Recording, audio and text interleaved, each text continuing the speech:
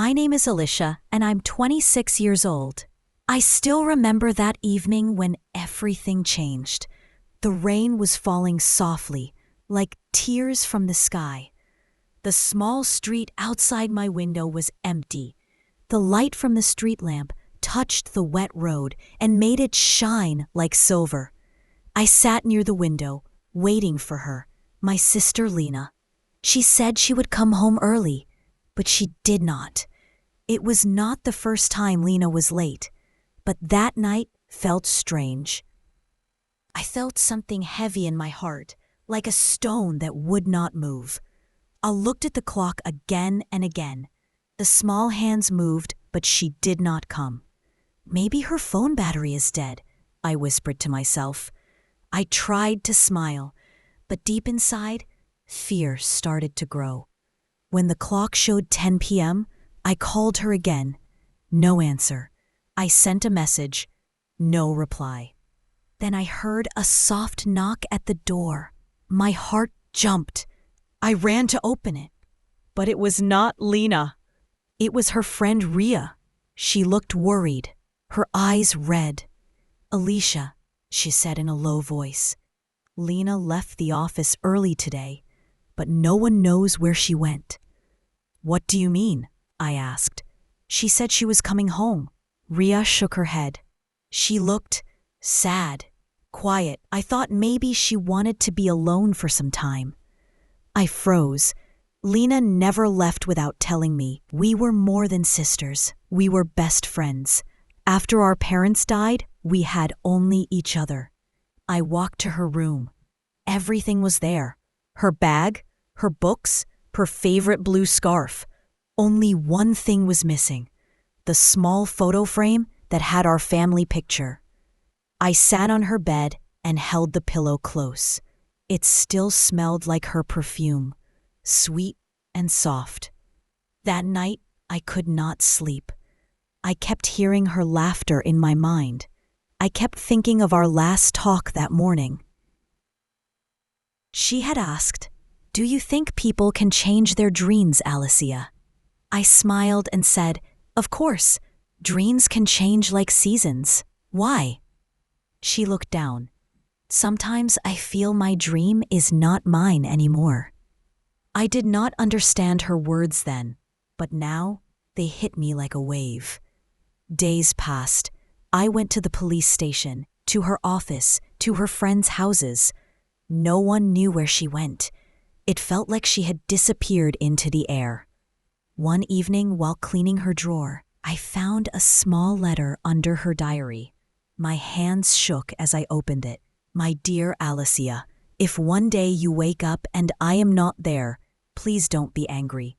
Sometimes people must go to find the pieces they lost inside themselves. You gave me love, but I forgot to love myself. I am sorry." There was no signature, no place, no date, only those words. Tears fell on the paper. I whispered, "Why, Lena? Why didn't you tell me?" Days turned into weeks. I went to work like a robot. I smiled at people, but inside, I was empty. I missed her voice every morning, her jokes while cooking, her silly songs in the shower. One afternoon, when I came home from work, there was a small envelope on the table. No name, only my address. I opened it quickly. Inside was a photo. It was Lena, standing near the sea. She looked peaceful, almost happy. On the back of the photo, one line was written, "Don't worry, I'm learning to breathe again." My tears fell again, but this time they were mixed with a small smile. At least she was alive. That night I sat on the terrace and looked at the stars. "Lena," I said softly, "I hope you find your peace." I started to think deeply about life. Why do people leave? Why do they run away without saying goodbye? Maybe sometimes silence says what words cannot. Maybe goodbye is too heavy to speak. A month later, I got a call from an unknown number. I almost didn't answer, but something inside told me to. "Hello?" I said. There was silence for a few seconds. Then a soft voice said, "It's me, Allicia." My heart stopped. "Lena, where are you?" "I can't tell you now," she whispered, "but I'm okay. I just needed time. I'm learning who I am without fear." "Please come home," I begged. "I can't live without you." She was quiet for a moment. Then she said, "You can, Allicia. You are stronger than you think." The call ended. I cried again. But her words stayed in my mind. "You are stronger than you think." From that day, I started to live differently. I woke up early, took a walk, cooked breakfast, and went to work with new energy. I joined a small English club, met new friends, and began to write short stories. Stories about love, loss, and hope. Every story I wrote was a letter to her. Every word was my way of saying, "I miss you." 6 months later, I was sitting in a small park near the bus stop. A little girl came running with a white envelope. "This is for you, miss," she said. "For me?" I asked, surprised. "Yes," she smiled and ran away. Inside the envelope was another letter. My hands shook again. "Allicia, I'm sorry for the silence. I needed time to find myself. I joined a small art school near the sea. Every morning I paint, and every evening I listen to the waves. I finally feel alive. Thank you for letting me go. Don't wait for me, but keep living. You were my strength when I had none." I held that letter close to my heart. I cried, but the tears were soft this time. From that day, I stopped searching. Instead, I started living. I knew one day, if life wanted, she would return. But even if she didn't, her love had already changed me. Years passed. I became a teacher. I taught English to children who were shy, lost, or afraid. I told them stories about courage and hope. Sometimes, I told them about a girl who left without a word, but taught her sister how to live. One rainy evening, many years later, I walked by an art gallery. A new exhibition was open. I went inside just to escape the rain. My eyes stopped on one painting. It was the sea, calm and endless. At the bottom corner, there was a small signature, Lena. My hands trembled. I stood there for a long time. The colors, the light, the sky, it was her heart on canvas. I asked the man at the desk, "Can I leave a note for the artist?" He smiled. "Of course." I wrote on a small card, "I never stopped waiting, but I finally learned to live. Thank you, Lena." I left the gallery with tears in my eyes, but peace in my soul. Sometimes love does not need goodbye. Sometimes silence speaks louder than words. And when the night comes, I still sit near the window, watching the rain. I whisper her name, not in pain, but in gratitude. Because she left without a word, but she gave me a lifetime of meaning. After that night at the gallery, my life felt softer. Something inside me changed forever. I no longer waited for a message from Lena, but every morning I whispered a small prayer for her. I hoped the sea still whispered to her the way it once whispered to me. I moved to a small town by the river. I rented a tiny yellow house with a garden full of white flowers. The rent was low and the air smelled of peace. Every morning, I sat on the porch with my cup of tea and thought of the days when Lena and I would laugh at silly things. One morning, while I was watering the plants, I saw a boy standing by the gate. He was about 12, holding a small notebook. "Miss, are you the English teacher?" he asked. "Yes, I am. How can I help you?" "My mother said I should learn English from you," he said shyly. "I want to talk to tourists one day." I smiled. "That's a beautiful dream. What's your name?" "Arjun," he said. That was how my small English class began. Every afternoon, 3 or 4 children came to my home. We sat under the big tree, read short stories, and practiced speaking. I made them repeat words slowly, just like Lena used to repeat poems when she was little. One day, Arjun read a story about courage. When he finished, he looked at me and asked, "Miss, what does courage mean?" I thought for a moment and said, "Courage means doing something even when you are afraid. It's not about fighting, it's about not giving up." He nodded seriously. "Like you, miss? You live alone, but you're never sad." I smiled softly. "Yes, maybe. But there was a time when I was sad, Arjun. A very long time." "Why?" he asked, his small eyes full of curiosity. "Because someone I loved left without saying goodbye." He looked confused. "They didn't love you?" "Oh, they did," I said, touching my heart. Sometimes love is not about staying. Sometimes it's about letting go.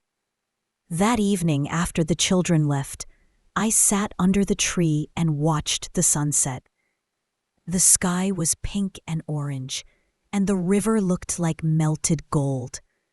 I closed my eyes and whispered, "Are you watching this too, Lena?" I didn't know if she was near or far, but I felt her presence in the soft wind that touched my face. A few weeks later, I got a letter from the art gallery.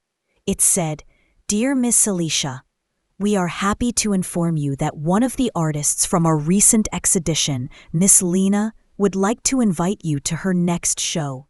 It will be held on June 10th at the Blue Wave Hall." My heart skipped a beat.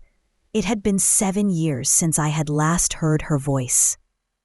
On the night of the exhibition, I wore a simple blue dress, the same shade she loved. I reached the hall early. The lights were soft, and the air smelled of fresh paint and flowers. Paintings covered the walls. Faces, skies, oceans, and hearts made of colors. But one painting caught my eye. It showed 2 girls sitting under a tree, holding hands. The older one looked strong. The younger one looked lost. Below the picture was the title, "The Day I Left." Tears filled my eyes. I turned slow. She walked closer, her eyes shining. "You look different, stronger." "And you," I said, "look at peace." She nodded. "It took me years, Allicia, years to forgive myself for leaving you." "Why did you?" I asked quietly. She looked down. "I was lost. After Mom and Dad died, I felt like I was living your life, not mine. You were so strong, always working, taking care of everything. And I felt weak. I wanted to find a version of myself that was not just your little sister." I listened. Silent tears falling down my cheeks. "I didn't want to hurt you," she continued, "but I didn't know how to tell you I needed to go." "So you left without a word," I said softly. "Yes," she whispered, "because words would have made me stay." For a long time, neither of us spoke. Then I reached out and touched her hand. "I was angry," I said honestly. "I felt broken. But I also learned to live, to love, and to forgive. Maybe that's what we both needed." She smiled through her tears. "You taught me courage, Allicia, even when you didn't know it." We hugged, and for the first time in years, I felt whole again. The empty part of my heart that had been quiet for so long finally breathed again. After the exhibition, we went to a small cafe by the sea. The same sea she had written about years ago. We sat in silence, drinking tea. "You know," I said softly, "I used to hate the sea because it took you away." She laughed lightly. "And now I think it gave you back to me." She smiled, looking at the waves. Maybe the sea was just keeping me safe until I was ready to come home. That night, as we walked along the shore, I realized something important. Sometimes people leave not because they stop loving us, but because they need to learn how to love themselves first. And sometimes love means waiting, not in sadness, but in faith. Weeks turned into months again. Lena started visiting my English class every Friday. She taught the children how to paint, how to see colors in words. The children loved her. One day, little Arjun said, "Miss, you and Miss Lena are like two halves of the same story." We laughed. He was right. We were like two pages torn apart and finally joined again. One afternoon after class, Lena looked at me and said, "I think I want to open a small art school here for children who can't afford one." My heart filled with joy. "And I will help you. We'll make it together." That dream became real. We started a tiny school under the same tree where I taught English. We called it the Open Sky School. Children came with smiles, colors, and dreams. Every morning we painted, read stories, and sang songs. Sometimes I would see Lena sitting quietly, watching the children with tears in her eyes. One day, I asked her, "Are you happy now?" She smiled. "Yes, Allicia. I found my home again, not a place, but a feeling." I understood. Home is not always where we live. Sometimes it's where we heal. Years later, when the sun was setting and my hair had a few silver strands, I looked back at that one night when she left without a word. It was the hardest pain of my life, but it also became the reason I grew strong, the reason I learned how to stand alone and love deeply. If she had not left, maybe I would never have become who I am today. Sometimes people disappear for a while, so both hearts can learn how to return whole. And when they come back, love is quieter, deeper, more real. Hey friends, if you enjoyed this video, don't forget to like, share, and subscribe